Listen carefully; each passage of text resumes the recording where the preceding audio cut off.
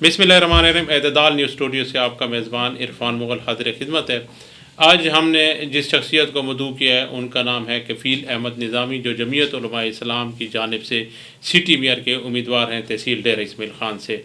हम बग़ैर किसी तवक्कुफ़ से उनसे जानना चाहेंगे कि उन्होंने सियासत में आने का फ़ैसला क्यों किया। सबसे पहले तो हमें ये बताएं कि सियासत में आने का फ़ैसला क्यों किया। दूसरा ये है कि उन्हें जमीयत उलमा इस्लाम का इंतख़ाब क्यों किया, जमीयत उलमा इस्लाम से प्लेटफार्म से उन्होंने इलेक्शन लड़ने का फ़ैसला किस लिए किया। जी कफ़ील निज़ामी साहब, आप हमें बताएं कि सियासत में आने का फ़ैसला आपका क्यों था।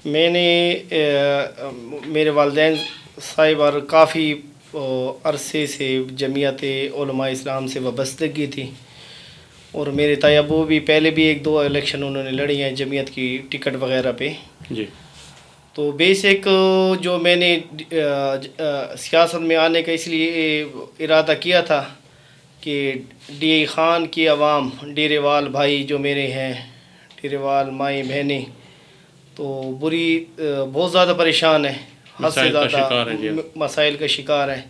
तो इनके मसाइल को देखते हुए और अपने इदारों के अंदर देखते हैं जब गुरबा को 3-3 4-4 महीने की कमेटी से तनख्वाहें नहीं मिलती, तो काफ़ी मसाइल हैं। क्योंकि मैं तो निचली सतह पे बैठने वाला ताजिर हूँ, तो डी ख़ान के जिस तरह मसाइल का मुझे पता है, शायद जो बड़े लीडरान हैं उन्हें किसी को भी इतना इल्म नहीं होगा। जी बिल्कुल, आपको बिल्कुल निचली सतह पे रब्ता होता है। जैसे आपने बताया कि आपने आवाम की खिदमत के लिए इस शोबे में आने का फ़ैसला किया।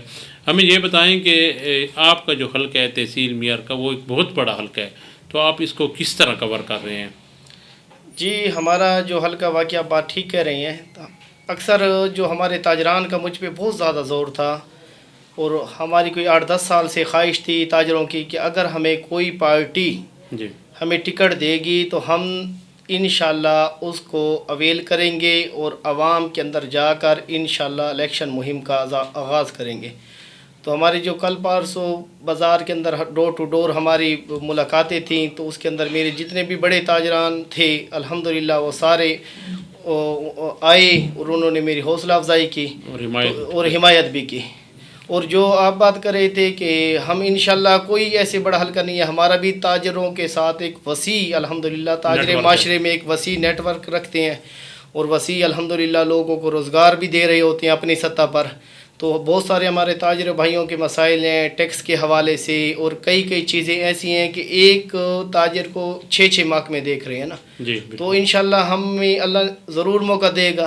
तो इंशाल्लाह हम ताजरों के, अपनी माओ बहनों के, शहरियों के सबके इंशाल्लाह मसाइल को हल करेंगे। और इंशाल्लाह डी ख़ान के अंदर जो इस टाइम परेशानी की, एक खौफ की, एक बेरोज़गारी की जो फ़िज़ा बनी हुई है, तो अल्लाह ने चाहा तो इंशाल्लाह इस डेरे को वाकई हम खुला दशहरा बनाएंगे। अच्छा कफ़ील निज़ामी साहब, जैसे आपने बताया कि आप ख़ुद भी तजारत के शोबे से वाबस्ते हैं तवील अरसे से, आपकी फ़ैमिली भी वाबस्ते है इस शोबे से, तो एक तो आपने कल विज़िट किया है बाज़ारों का, तो ताजरों का क्या रुझान था या क्या रद्द-ए-अमल था। वो ताजर, आप ख़ुद भी एक ताजर हैं, तो मौजूदा हुकूमत की कारकर्दगी है आपके मद्दे मुकाबिल जो है वो एक वफाकी वज़ीर के भाई हैं, तो आप क्या समझते हैं कि ताजरों का इस हवाले से क्या मौक़िफ़ है।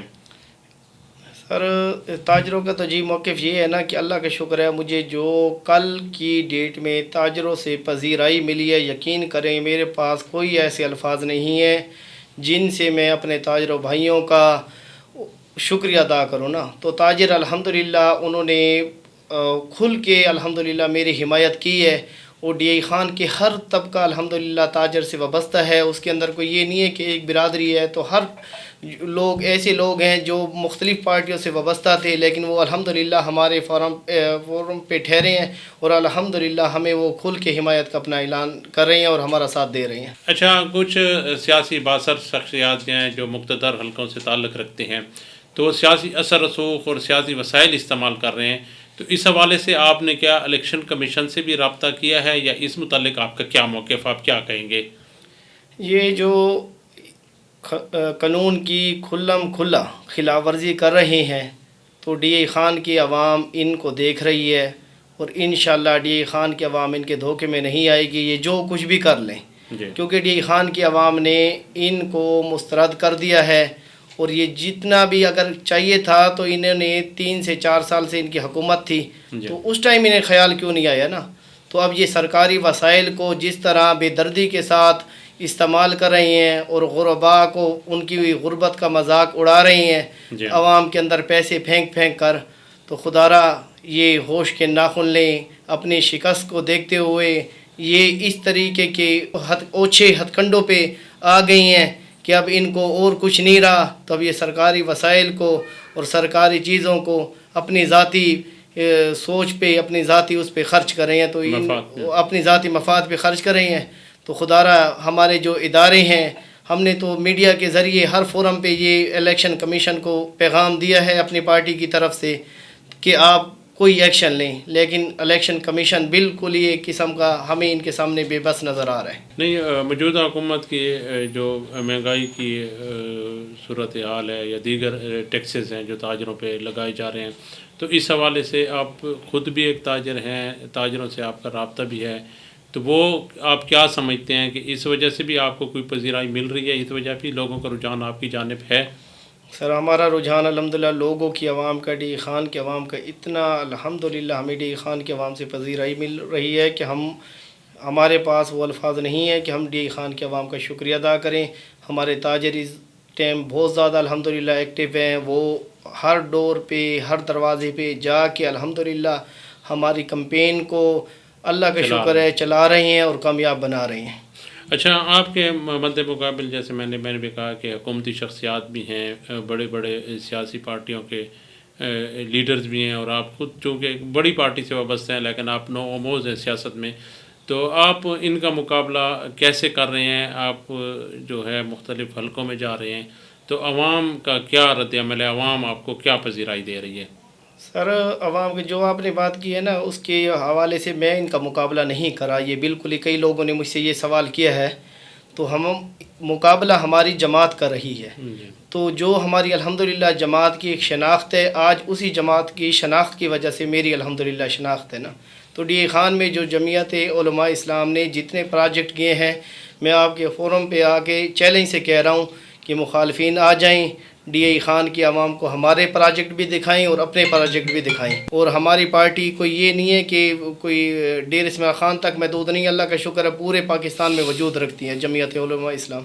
اچھا، جمعیت کی کوئی دھڑے بندیاں یا کوئی ایسے یا تاجروں کی کوئی ایسے ہوں کہ جو آپ کے ساتھ نہ ہوں، آپ کے مخالف امیدوار کو سپورٹ کر رہے ہوں؟ نہیں، الحمدللہ جمعیت کے اندر کوئی ایسی دھڑا بندی نہیں ہے. جمعیت کے جتنی سینئر قیادت ہے، جونیئر قیادت ہے، کارکن ہیں، سب الحمدللہ ہم یکجا ہو کر، اللہ کا شکر ہے. تاجر بھائی جو میرے اکثر تاجر بھائی ایسے تھے جو مختلف پارٹیوں سے وابستہ تھے، تو وہ ہمارے ساتھ کھل کر ٹھہرے ہیں. وہ الحمدللہ کوئی کسی کی لگی لپٹی پہ نہیں جا رہا. آپ کو مکمل سپورٹ کر رہے ہیں الحمدللہ. اچھا، آپ کے متعلق تھوڑا سا ایک ابہام ہے، اس کو بھی کلیئر کرتے چلیں کہ کچھ لوگوں کا یہ خیال ہے کہ آپ جو ہیں وہ الیکشن کنٹیسٹ نہیں کر رہے، اور جمعیت کی کوئی جو اعلیٰ قیادت ہے ان کے آپ کی طرف سے یہ ہوتا ہے کہ آپ الیکشن کنٹیسٹ نہیں کریں گے یا اس کو چھوڑ دیں گے درمیان میں. تو اس کی آج وضاحت کرتے جائیں ہمارے سننے والوں سے. سر یہ تو جو عوام ایسے شوشہ چھوڑتی ہے ڈی خان کی، جو ہمارے مخالفین خاص طور پر یہ بات کرتے ہیں، ڈی خان میں جو اس ٹائم الحمدللہ مولانا صاحبان ہر بندے سے رابطے میں ہیں، اور وہ الحمدللہ ہمارے ساتھ ہر محاذ پہ الحمدللہ کھل کے ٹھہرے ہیں، اور کئی پروگرام ہم نے مشترکہ بھی کیے ہیں. اور اس ٹائم ہم نے اپنا دن رات ایک کیا ہوا ہے ڈی خان کے عوام کے لیے. تو انشاءاللہ ایسی کوئی بات نہیں ہے. یہ 19 دسمبر کا دن ہوگا. یہ جو لوگ مخالفین نعرے لگا رہے ہیں، انشاءاللہ یہ سارے نعرے دھرے کے دھرے رہ جائیں گے. ناظرین کرام، آپ نے جمعیت علماء اسلام کے تحصیل میئر کے امیدوار کفیل احمد نظامی کی گفتگو سنی. جیسا کہ انہوں نے کہا ہے کہ وہ ڈیرہ اسماعیل خان کا درد لے کر عملی سیاست میں آئے ہیں، اور ان کی خواہش ہے کہ وہ ڈیرہ اسماعیل خان کے لوگوں کے مسائل کو حل کریں. اپنے میزبان عرفان مغل کو اور ہمارے مہمان کفیل احمد نظامی کو اجازت دیجیے. اللہ حافظ.